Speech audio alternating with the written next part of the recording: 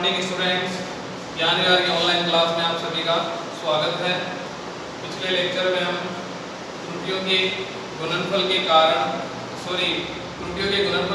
संयोजन पढ़ रहे थे। हम उससे पहले हमने योगफल के कारण और अंतर के कारण भी पढ़ा था, और लास्ट लेक्चर में हम त्रुटियों के योगफल के कारण कुल त्रुटि का मान निकाल रहे थे। त्रुटियों का संयोजन पढ़ रहे थे, जिसमें हम त्रुटि के योगफल के कारण हमने त्रुटियों का संयोजन निकाला था। और मैंने आपको कहा था इसका एक शॉर्ट फॉर्मूला भी है, तो बात करते हैं। देखो, गुणनफल के कारण तो गुणनफल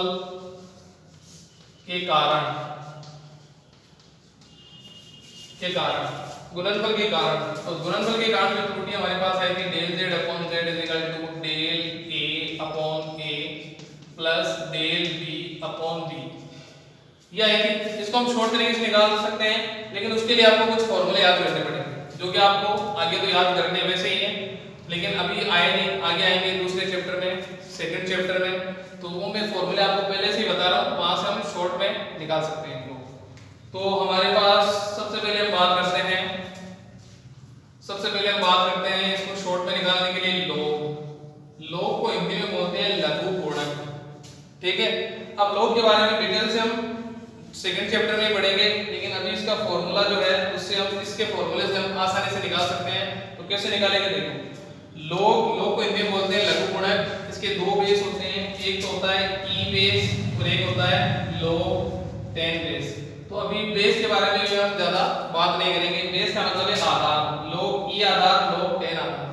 ठीक है, तो इसके बारे में हम ज्यादा बात नहीं करेंगे। log क्या होता है कि पहले कैलकुलेटर नहीं था, तो किसी भी संख्या को जल्दी से सोल्व करने के लिए, कैलकुलेशन गणना जल्दी से जल्दी करने के लिए log का यूज किया जाता था। ठीक है, तो log क्या होता है? जल्दी से कैलकुलेशन करने का एक मेथड होता है, एक विधि होती है। तो log के कुछ फॉर्मूले हैं, अगर वो फॉर्मूले आप याद कर लो, वो फॉर्मूले आपको पता हो, तो यही जो है योगफल के कारण जो त्रुटि हमने निकाली थी, या संयोजन निकाला था, 1 मिनट में निकाल सकते हैं। क्या कैसे निकालेंगे? देखो, ई का आधार, 10 का आधार, इसके बारे में हम बाद में बात करेंगे। बस इसके कुछ फॉर्मूले हो देख लो। जैसे हमारे पास है log AB, तो AB आप देखो गुणा में है, तो जो गुणा में उसको हम लिख सकते हैं log A plus log B, ये फॉर्मूला है। इसके बाद जैसे हमारे पास है log A अपॉन B, तो ये देखो भाग में है, अगर भाग में है तो इसको हम लिख सकते हैं log A minus log B। ठीक है, इसके बाद इसके दो और फॉर्मूले हैं, उसके बारे में हम बाद में बात करेंगे। ये चलो लिख लो। जैसे हमारे पास log ये दे रखा है ई के बेस में। ठीक है, तो ई के आधार में हो तो 10 के आधार में बदलना हो तो कैसे बदलेंगे? वो बदलते हैं हम 2.303 log 10। अगर हमें ई आधार दे रखा हो, उसको आधार 10 में बदलना हो, तो 2.303 से मल्टीप्लाई करते हैं। इसको बदलते क्यों? इसलिए बदलते हैं कि log e की एक टेबल है, log 10 की भी एक टेबल है। e की टेबल थोड़ी डिफिकल्ट है, 10 की टेबल थोड़ी इजी है, तो वो याद करते हैं। जिससे हमारे पास log के मान निकाल के हम 2.303 से मल्टीप्लाई कर देते हैं, तो वो e के बेस में आ जाता है, e के मान में आ जाता है।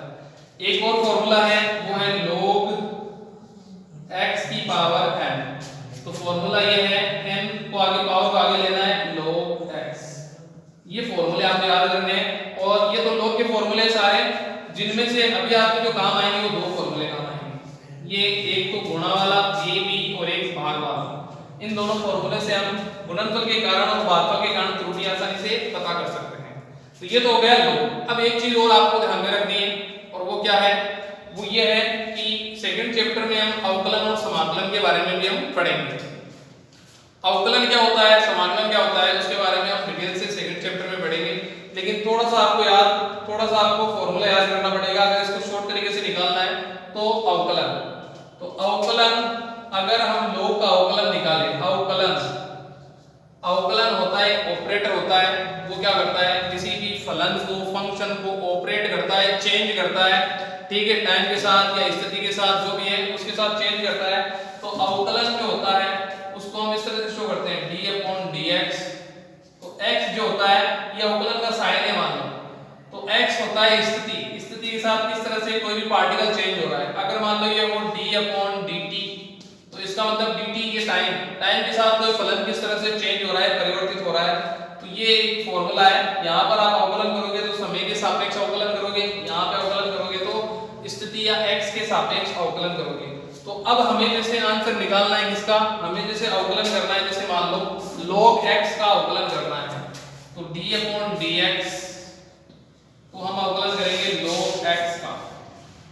तो x के रेस्पेक्ट में या dx के रेस्पेक्ट में log x का अवकलन करते हैं तो हमारे पास अवकलन आता है 1/x। तो अवकलन क्या आएगा 1/x, जिसको हम इस तरह से लिख सकते हैं d log x। तो log x का अवकलन हो जाएगा dx, उधर भेज देंगे तो dx/x। इस dx जो है छोटा सा पार्ट है, इसको हम इस तरह से ले सकते हैं del x/x। तो ये चीज आपको समझ में आ गई होगी। अभी बस आपको इसको शॉर्ट तरीके से निकालने के लिए ये दो फॉर्मूले याद करने हैं और केवल आपको ये पता होना चाहिए log x का अवकलन होगा 1/x, जिसको हम dx/x या del x/x लिख सकते हैं, ये आपको पता होना चाहिए। तो ये फॉर्मूले में इस तरफ लिख रहा हूं, जैसे d log x को हम कैसे लिख सकते हैं dx/x या del x/x। ये सारी चीजें पता होनी चाहिए, बस इतना पता है तो इसका आंसर 1 मिनट में आ जाएगा। देखो कैसे निकालना है, ध्यान से देखो। हमारे पास गुणनफल की गांठ त्रुटि निकाल रहे हैं तो z इक्वल टू हम लेंगे a क्रॉस b। तो हम क्या करेंगे, दोनों तरफ log लेने पर, तो दोनों तरफ log लेंगे तो log z, ये जो हम log ले रहे हैं वो e के बेस में ले रहे हैं, e के आधार पर। log z यहां पे लेंगे log e का आधार a b, या a क्रॉस b ले लो या a b ले लो, समझ गए। तो हमारे पास है log z, और ये क्योंकि गुणा में है तो गुणा में क्या लिख सकते हैं log a plus log b। तो फॉर्मूला यूज कर लेंगे log a plus log b। अब आपको कुछ नहीं करना, आपको क्या करना है, अवकलन करने पर, अवकलन करने पर, अवकलन करने पर तो देखो log x का अवकलन होता है del x/x, तो यहाँ log z का अवकलन होगा del z/z। इसी तरह log a का अवकलन होगा del a/a plus del b/b। ये आपका आंसर, कुछ नहीं करना है, बस फॉर्मूला अगर आपको याद है तो आप आसानी से पता कर सकते हो। ध्यान से देखो z equal to a cross b, दोनों तरफ log लिया, log a b गुणा में है, जिसको हम लिख सकते हैं log के फॉर्मूले से log a plus log b। अवकलन करेंगे तो del log x का होता है del x/x, तो इसका अवकलन हमारे पास आ जाएगा del z/z equal to del a/a plus del b/b। ये होगा गुणनफल के कारण त्रुटियों का संयोजन। यहां तक बात समझ में आ गई होगी। इसके बाद हम जो हमारा फोर्थ पॉइंट है वो हम इसी शॉर्ट तरीके से निकालेंगे, वो है भागफल के कारण त्रुटियों का संयोजन। भागफल के कारण त्रुटियों का संयोजन नंबर 4, भागफल के कारण त्रुटियों का संयोजन, भागफल के कारण त्रुटियों का संयोजन।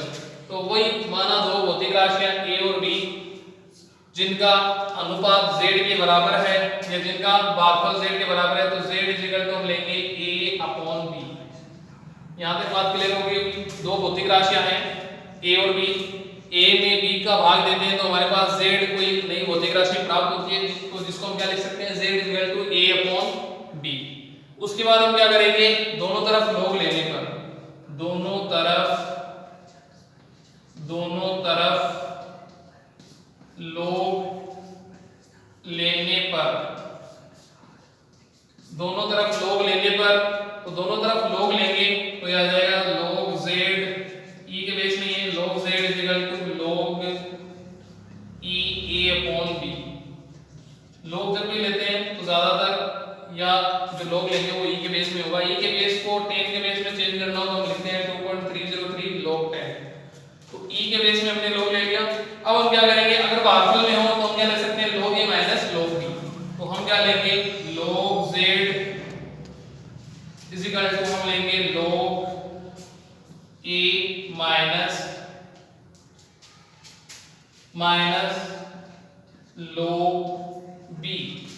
आगे बात समझ में। इसके बाद हमें क्या करना है, आप सभी को पता है, अवकलन करने पर, तो अवकलन करेंगे तो अवकलन करने पर, अवकलन करने पर। तो अवकलन हमें करना है तो पता है डेल x log x का होता है डेल x अपॉन x, तो z का होगा डेल z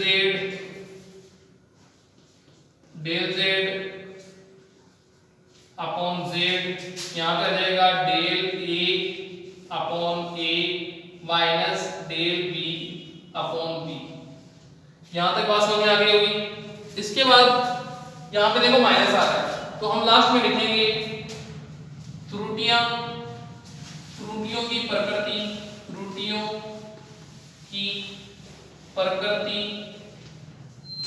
हमेशा जुड़ने की होती है, मतलब योगफल की होती है, जुड़ने की होती है। तो फाइनल त्रुटि आएगी del z upon z equal to del a upon a plus del b upon b। तो ये हमारे पास फाइनल आंसर आ जाएगा। इसको आपको ध्यान रखना है, शॉर्ट तरीके से निकाला है हमने। वापस बता रहा हूँ एक बार कि कुछ फॉर्मूले आपको याद करने हैं। वैसे तो 4 फॉर्मूले हैं जिसमें से 2 याद करने हैं अभी त्रुटियों के लिए। तो भागफल के कारण त्रुटि z equal to a upon b, दोनों तरफ log लिया तो log z equal to log a upon b। एक a अपॉन b भागफल हो तो log a minus log b। तो वही फार्मूला हमने यूज कर लिया log a minus log b। अवकलन करने पर अवकलन करेंगे तो डेल x अपॉन x का, तो इसी तरह z का del z upon z, a का del a upon a minus a यहाँ पे तो minus del b upon b। त्रुटियों की जो प्रकृति होती है वो हमेशा योगफल की होती है, जुड़ने की होती है। तो इसलिए हम फाइनल आंसर आएगा हमारे पास भागफल के कारण त्रुटि आएगी del a upon a plus del b upon b। इसके बाद जो हमारे पास अगला टॉपिक है उसके बारे में हम नेक्स्ट वीडियो में बात करेंगे। ओके।